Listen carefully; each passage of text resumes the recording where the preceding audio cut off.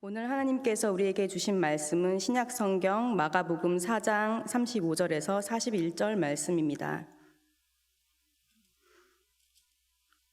마가복음 4장 35절에서 41절 말씀 봉독하겠습니다. 그날 저물 때에 제자들에게 이르시되 우리가 저편으로 건너가자 하시니 그들이 무리를 떠나 예수를 배에 계신 그대로 모시고 가매 다른 배들도 함께 가더니 큰 광풍이 일어나며 물결이 배에 부딪혀 들어와 배에 가득하게 되었더라. 예수께서는 고물에서 베개를 베고 주무시더니 제자들이 깨우며 이르되 선생님이여 우리가 죽게 된 것을 돌보지 아니하시나이까 하니 예수께서 깨어 바람을 꾸짖으시며 바다더러 이르시되 잠잠하라 고요하라 하시니 바람이 그치고 아주 잔잔하여지더라. 이에 제자들에게 이르시되 어찌하여 이렇게 무서워하느냐 너희가 어찌 믿음이 없느냐 하시니 그들이 심히 두려워하여 서로 말하되 그가 누구에게 바람과 바다도 순종하는가 하였더라. 아멘. 예수님께서 공생의 기간 3년 동안 중요하게 여기신 것 하나가 있다면 그것은 제자들을 양육하고 훈련하는 일이었다. 이렇게 볼 수가 있습니다. 제자들과 일상의 모든 과정을 함께 하셨죠. 아침에 일어나서 기도하시고 또 식사하시고 사역하시고 잠자리에 드는 그 모든 시간이 제자들에게는 교육의 시간이요 훈련의 시간이었습니다. 삶을 같이 하면서 예수님과 같이 호흡하고 예수님이 가지고 계신 하나님의 뜻을 그들의 마음속으로 받아들이고 예수님의 삶을 그들의 모범으로 해서 예수님을 닮아가는 것이 제자들의 목표가 됐고 예수님의 모든 관심과 사랑은 제자들을 향해 쏟아지셨습니다. 마가복음 4장까지 저희들이 예수님이 어떻게 제자를 부르시고 또 훈련시키셨는가 하는 것을 봤습니다.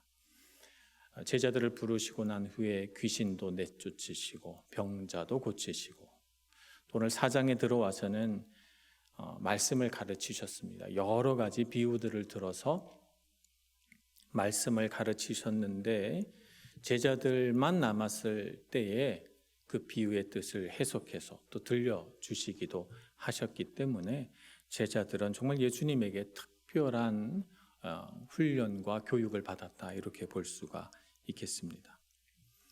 지금까지 예수님이 제자들과 동행하면서 전혀 막힘이 없었습니다. 그 모든 사역에 있어서 귀신 들린 자가 나타나면 예수님 치료하셨고 대적자가 나타나서 예수님께 당돌한 질문들을 던지면 예수님은 그 질문에 권위 있는 대답을 하셔서 능히 그들의 도전들을 다 이겨내셨습니다. 예수님 탁월하신 분이셨어요. 막힘이 없었죠. 모든 문제를 다 쉽게 해결하셨어요. 그런데 지금 제자들에게 어려움이 닥쳤습니다. 큰 광풍이 불어닥쳤던 것입니다. 자, 이 광풍 앞에서 어떻게 해야 할까요? 우리도 인생을 살아가다 보면 인생의 폭풍우가 닥쳐올 때가 있습니다. 우리는 우리 인생의 거센 풍랑 앞에서 어떤 태도를 가지고 이 풍랑을 헤쳐나가야 할까요? 오늘 제자들과 예수님의 모습을 보면서 배워가기를 소망합니다. 먼저 우리가 알아야 할 것은 인생의 풍랑은 우리의 믿음을 테스트하려고 하는 예수님의 뜻이 담겨져 있다는 것을 알아야 합니다. 갈릴리 호수에서 일어나는 풍랑은 일반적으로는 골란고원에 있는 건조하고 뜨거운 공기가 아래로 내려와서 갈릴리 호수에 있는 습기차고 차가운 공기와 닿아서 그래서 바람이 크게 일어나면서 풍랑이 생겨나는 것이죠. 지금도 갈릴리 호수 주변에는 해변 가까이에 차를 오래 주차하지 말라고 하는 문구가 붙어 있을 정도로 풍랑이 한번 불었다 그러면 굉장히 광풍이 불어닥쳐서 우리가 잔잔한 호수만 보고는 짐작할 수 없는 큰 어려움을 겪을 수 있다 이렇게 얘기합니다. 4장이 시작될 때 예수님은 무리들을 해변가에 모아놓고 예수님은 배에 올라 앉으셔서 해변에서 조금 떨어진 상태에서 말씀을 가르치셨습니다. 가르치시다 보니 어느새 해질녘이 됐고 예수님은 제자들에게 건너편으로 가자. 그래서 예수님이 배에 탄 그대로 육지에 상륙하지 않고 그대로 배를 타고 건너편으로 가는 중입니다. 광풍이 불어닥치리라고는 누구도 생각하지 못했습니다. 그런데 갑자기 광풍이 일어났습니다. 광풍이 일어난 그 시점은 언제입니까? 예수님이 배에 타고 계실 때였어요. 예수님이 배에 없을 때 갑자기 제자들에게 광풍이 휘몰아 닥친 게 아니고 예수님 배에 계실 때 광풍이 불었고 예수님은 그 자리에 함께 계셨는데 어떻게 하고 계셨는가? 베개를 베고 배 고물은 배 뒤편을 말합니다. 뒤편에 누우셔서 잠자고 계셨습니다. 우연히 일어난 광풍일까요? 아니면 주님께서 의도한 광풍일까요? 여러분 어떻게 생각하십니까? 예수님께서 가자고 하셨고 제안하신 분도 주님이시고 주님이 그 배를 타셨고 광풍이 휘몰아 닥쳐서 제자들은 막 힘겨운데 예수님은 주무시고 계시고 예수님께서 뭔가 의도한 바가 있다는 생각이 들지 않습니까? 예수님이 의도한 풍랑이라면 그렇다면 주님은 이 사건을 통해서 가르치시고자 하는 것이 있을 것입니다. 그것은 무엇인가? 시련을 통과하지 않으면 진정한 제자가 될 수 없다는 것입니다. 시련을 통과해야 제자인 것입니다. 지금까지 쭉 이론 공부를 하고 지금까지 쭉 지식을 습득했습니다만 그 이론과 지식을 그들이 눈으로 보고 경험한 것을 삶의 현장에서 그들이 겪는 풍랑 가운데서 발휘하지 못한다면 그들이 알고 있는 지식이 그들이 눈으로 본 경험이 무슨 소용이 있겠습니까? 이제 예수님은 제자들을 풍랑 한가운데서 정말 실습하고 있는 것입니다. 제자들이 풍랑 가운데서 어떻게 반응하는지 보기를 원하시고 또 풍랑을 통과해서 제자들이 더 믿음이 깊은 사람으로 자라나도록 하시기 위해서 오늘 이 풍랑을 의도적으로 일으키신 것입니다. 우리 신앙인들이 흔히 하는 생각 중에는 이런 생각이 있습니다. 우리가 이렇게 하나님을 잘 믿으니 하나님은 마땅히 우리를 위해 신앙생활하기 좋은 환경을 조성해 주셔야만 한다라고 하는 생각입니다. 그래서 우리가 신앙생활을 하는데 갑자기 인생의 풍랑이 휘몰아 닥쳐오면 그러면 이런 생각에 있는 사람들은 어떻게 생각하냐면 내가 이렇게 신앙생활 잘하고 이렇게 하나님 앞에 헌신했는데 하나님 왜 내 인생에 이런 환난을 주십니까? 이런 생각을 하게 됩니다. 왜 이 환난을 주셨습니까? 우리가 지금까지 배우고 익힌 거, 지금까지 성경 보고 주님 안에서 그렇구나 깨달은 거, 그거 발휘하라고 주신 것입니다. 믿음으로 싸워내라고 우리에게 풍랑을 주신 것이죠. 씨 뿌리는 비유에서 예수님께서 여러 가지 밭이 있다고 말씀하셨어요. 그 밭은 사람의 마음입니다. 어떤 밭은 돌짝밭이라서 뿌리가 깊이 나지 못한 채 해가 비치면 그 인생의 환난 앞에서 잎사귀가 마르고 뿌리가 시들어버리더라.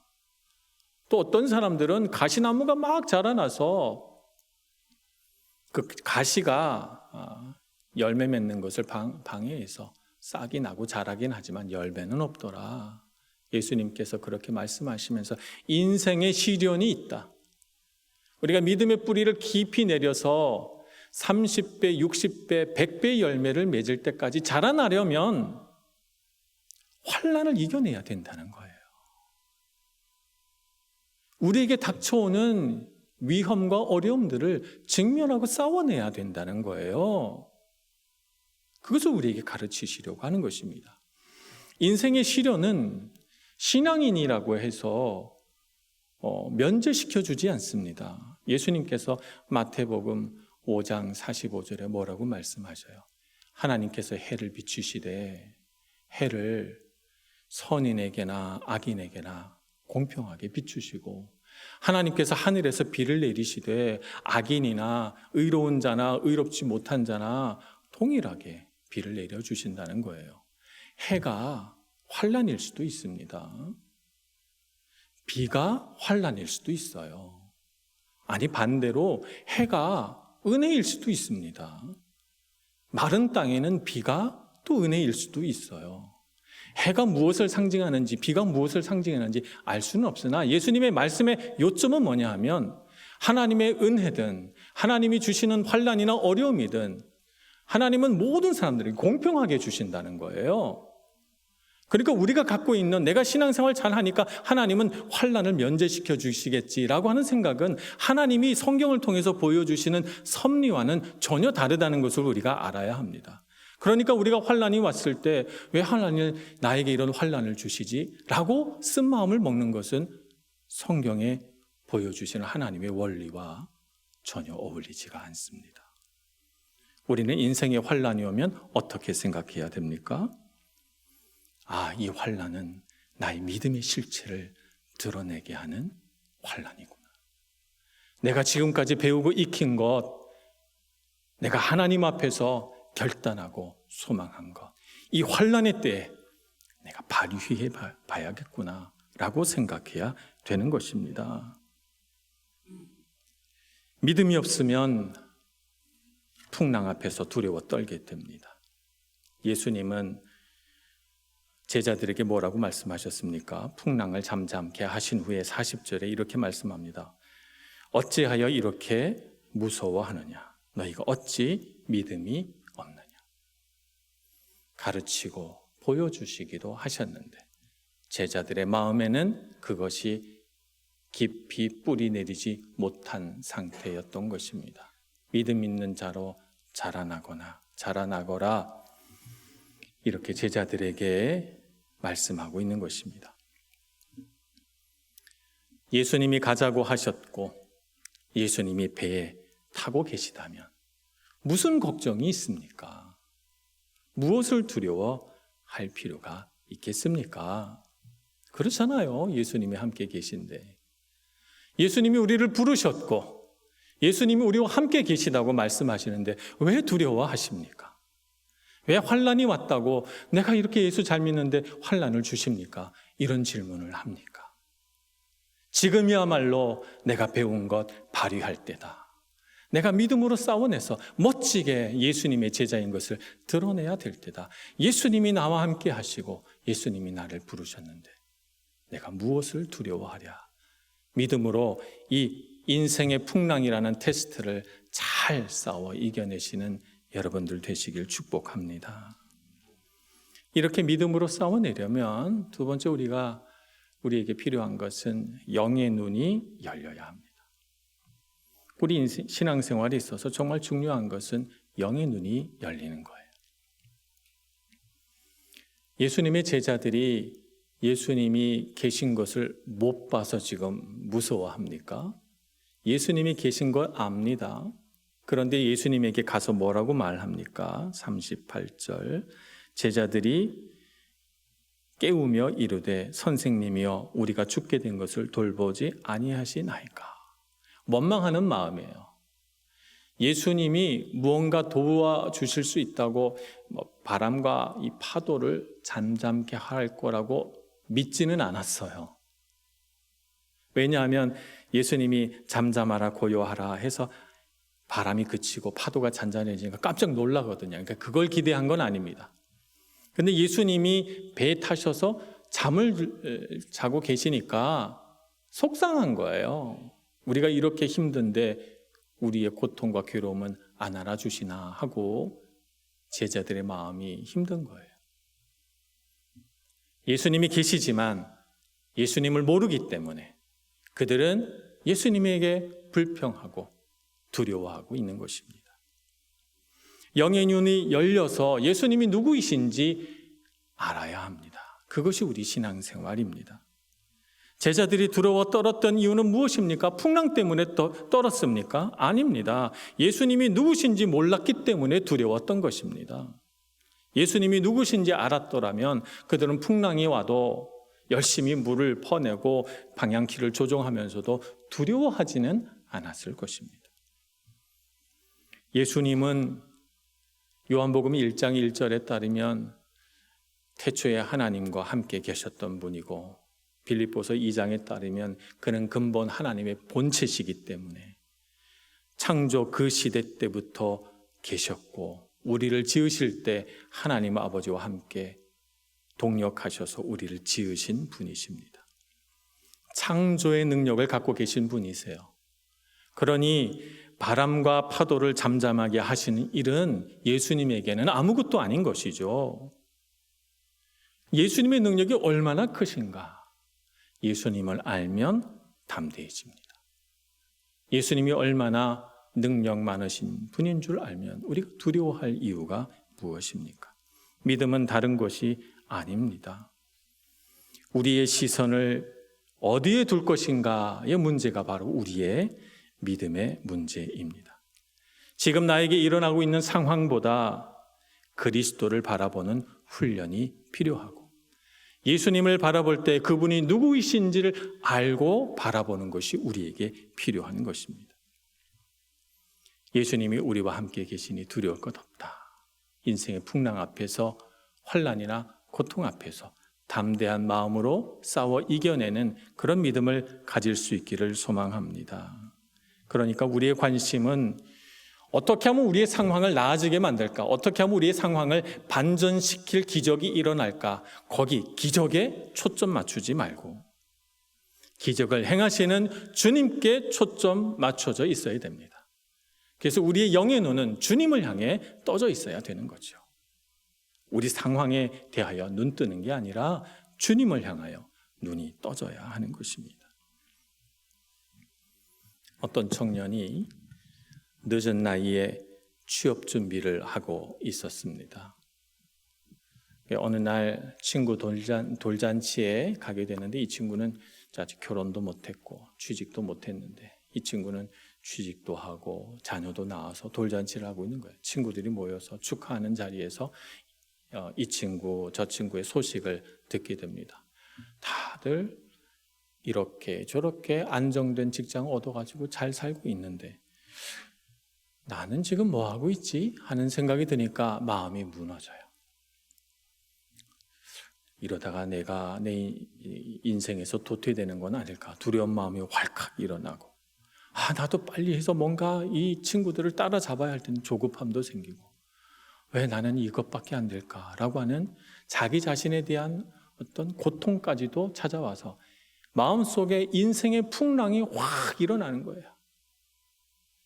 마음의 번민이 일어나서 그래서 그 자리에 간신히 밥을 먹고 집에 돌아왔는데 이 풍랑이 일어난 마음이 잔잔해지질 않아요. 그래서 늦은 밤 말씀 앞에 꿇어 앉게 됩니다.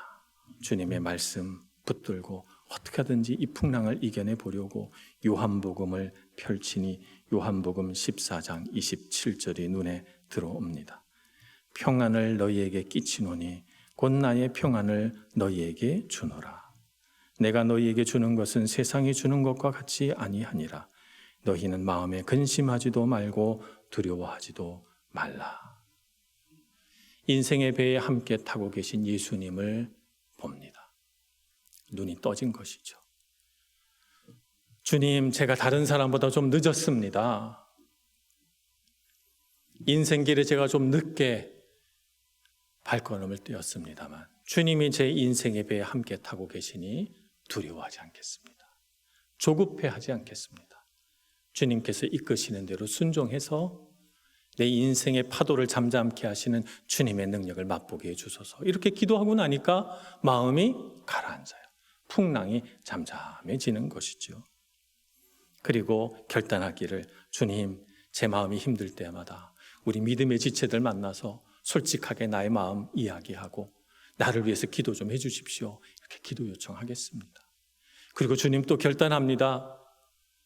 제가 앞으로 여러 군데 이력서를 낼 텐데 내 마음에 안 들더라도 주일 성수 잘할 수 있는 직장이 있다면 제가 그 직장 다니면서 도전해 보겠습니다.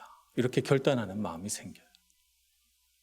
그래서 하나님 앞에 결단하고 마음을 추스리고 나니까 인생에 대한 자신감이 생기고 함께 하시는 주님이 든든하고 그래서 모든 두려움과 조급함과 걱정들이 사라져 버린 것입니다. 성경에 기드온이라고 하는 인물이 있습니다. 그는 평범한 농부였습니다.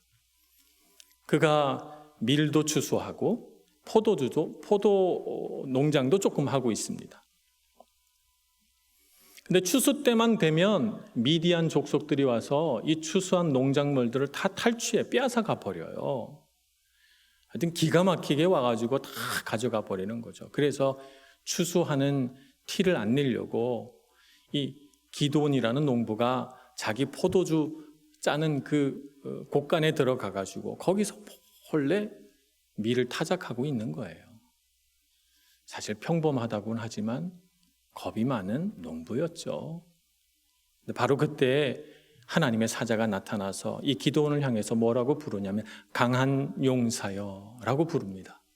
지금 겁이 나서 숨어서 타작하고 있는 농부에게 말입니다. 강한 용사여 부르십니다. 그가 본질상, 그가 자신의 기질상 강한 사람은 아닙니다. 그는 농부였고 전사로 훈련받은 사람이 아닙니다. 평범한 사람입니다. 누구나 두려워할 일 앞에서 두려워하는 그런 사람입니다. 하나님께서 그를 부르셔서 강한 용사여 부르시면서 하나님께서 너와 함께 계신다 이렇게 말씀해 주십니다. 하나님의 임재에 대하여 그가 느끼고 경험하게 되자 그는 그 자리에서 꿇어 엎드려 여호와 샬롬이라고 하나님 앞에 이름을 붙여드립니다. 샬롬은 평안이란 뜻입니다. 하나님은 내 마음에 평안을 주시는 분, 그래서 자신이 경험한 하나님을 여호와 샬롬이라고 이름 붙여 경배합니다. 그리고 이 평범한 농부였던 사람이 담대해져서 300명의 용사들을 데리고 칼도 손에 쥐지 않고 방패도 손에 들지 않고 맨손으로 미디안 족속을 향해 돌진에 들어가서 그들을 물리쳐 버립니다. 강한 용사가 되는 것은 기드온이 한 것이 아니라 기드온과 함께 하시는 하나님의 역사인 것입니다. 하나님을 믿으니 믿음의 역사가 일어납니다. 주님을 믿고 살아갈 때 우리 인생에 풍랑이 올 수 있습니다. 여러분, 우리 인생에 풍랑이 왔다고 너무 당황해하지 마시기 바랍니다. 위기의 때가 바로 주님을 경험할 때입니다. 주님이 얼마나 능력이 많으신지, 주님은 어떤 분이신지 깊이 경험할 수 있는 때가 바로 위기의 때입니다. 주님을 경험한다는 것은 우리에게 무슨 유익이 있습니까? 주님을 경험했기 때문에 주님을 더 신뢰하게 됩니다. 주님을 더 신뢰한다는 것은 무슨 뜻입니까? 주님을 신뢰하기 때문에 우리 인생의 여러 부분들을 맡길 수 있다는 뜻입니다. 주님께 맡길 수 있는 것이죠. 주님께 맡기니 우리는 어떻게 합니까? 평안합니다. 여러분, 인생의 시련과 도전 앞에서 기드온처럼 맞서 싸우시길 축복합니다. 주님이 나와 함께 하시다 믿고 믿음으로 나아가시고 내 인생에 주님이 어디 계신가 영의 눈을 뜨고 바라보셔서 그 주님과 동행하는 능력과 기쁨을 누리시기를 축복합니다. 우리 인생에서 정말 중요한 것은 풍랑이 어떠한가가 아니라 풍랑 속에서 예수님의 임재를 경험하는 것입니다. 그러니 여러분, 오늘부터 주님은 어디 계신가 찾으시고 주님과 동행하셔서 위기를 놀라운 하나님의 영광으로 바꾸어내시는 여러분 모두가 되시길 축복합니다. 그리고 오늘 이어전도회도 그런 인생 살아가시길 축복합니다. 기도하겠습니다. 자비하신 하나님, 크신 주님의 자비와 능력 안에 우리를 불러주셔서 감사합니다. 우리 인생의 부지불식한 닥쳐오는 위기와 큰 폭풍우 속에서도 주님 바라볼 수 있는 영의 눈을 갖게 해주시고 주님께서 우리와 함께 하심으로 두려울 것 없다는 담대한 믿음으로 맞서 싸우는 저희들 되게 하여 주시옵소서. 예수님의 이름으로 기도합니다. 아멘.